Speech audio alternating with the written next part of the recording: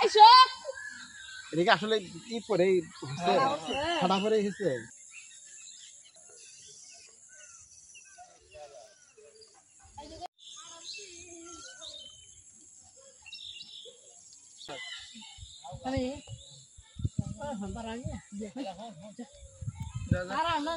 এগুলো গাছে তো কোনো সময় ছাড়বে না। এর যেভাবে পড়ছে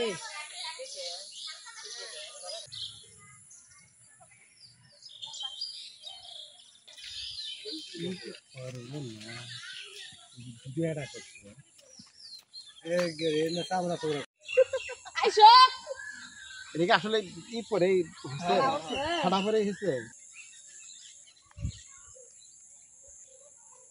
খণ্ডিত হয়।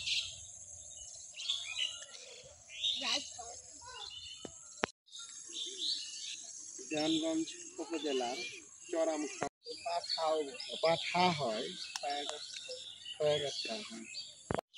বজ্রপাত পরে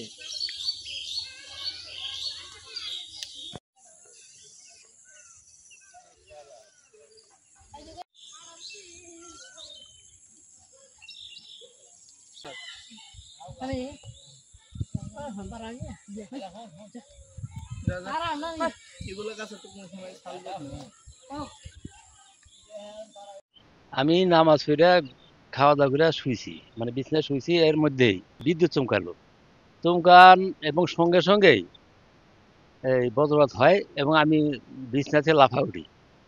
পরবর্তী এই 2-4 মিনিট পরেই দুই একজন এসে বলতেছে যে আপনার গাছ যে দ্বিখণ্ডিত হয়ে গেছে এবং ছাল বাকলা বহু দূর দূর গেছে। পরে আইসা আমি দেখি যে এই অবস্থা, গাছের এই অবস্থা।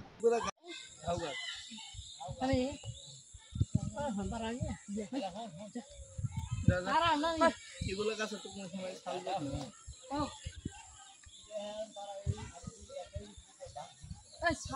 খণ্ডিত হয়।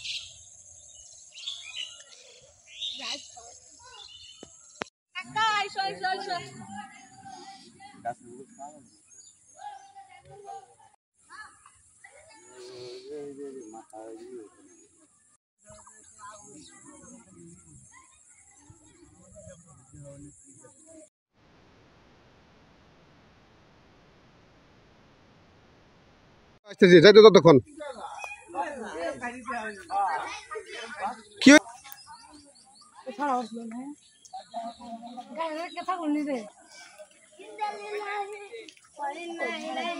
মানুষের দরকার।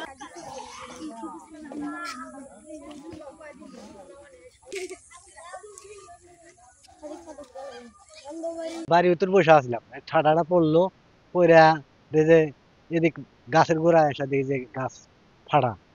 একে ডাক দিলাম, ওই বাড়ি চাষি যা কইলো যে গাছ ফাটে গেছে, জানলে ডাক দেখা দেখাইলো। আমরা দেখা আরো পোলাহান আসে, আরো মানুষ আসা দেখলো। এরকম দৃশ্য কোনোদিন দেখি নাই। মানে আমার দিলের ভিতরে একদম কম্পন শুরু হয়ে গেছে। কিরকম এটা হইলো? এই গাছগুলো তো অনেক প্রচুর শক্ত, অনেক দিনকার গাছ। এরকম বিষয়টা কোনো দেখি নাই। অনেক মানুষজন আসে দেখলো, এখন এই অবস্থা আর কি। এটা একটা প্রাকৃতিক দুর্যোগ। এটা গাছের উপর না হইরা অন্য কোথাও যদি পড়তো তাহলে অনেক ক্ষয়ক্ষতি হয়ে যাবে।